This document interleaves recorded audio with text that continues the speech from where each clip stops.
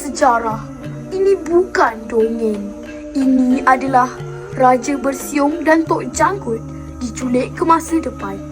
Mari saksikan. Dalam istana Kedah yang suram, Raja Bersiung sedang menahan dirinya dari keinginannya yang mahukan darah.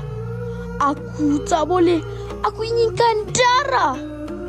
Di tengah desa pula, Tok Janggut dan penduduk desa sedang merancang strategi menentang penjajah. Kita perlukan idea yang bernas untuk menentang penjajah-penjajah. Dalam waktu yang sama, sebuah kapal angkasa sedang membelah langit. Secara tiba-tiba, Raja Bersiung dan Tok Janggut disedot ke dalamnya. Di dalam kapal angkasa, Raja Bersiung dan Tok Janggut dikejutkan dengan suara dari hologram. Mereka berdua terpinga-pinga menanyakan apakah yang sedang terjadi. Selepas itu, satu paparan penindasan dari penjajah alas baru terhadap manusia muncul. Raja Bersiung dan Tok Janggut menahan kemarahan. Di dalam kapal tersebut, Raja Bersiung dan Tok Janggut diberikan sebuah kuasa. Mereka berlatih menguasainya dengan semangat untuk menyelamatkan manusia yang berada di muka bumi.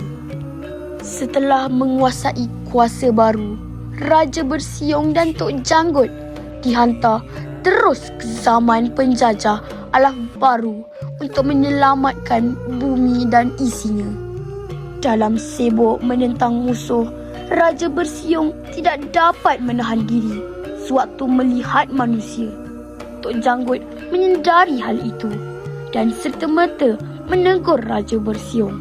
Kembali ke tujuan asal, mereka kembali beraksi menentang penjajah dan menyelamatkan manusia.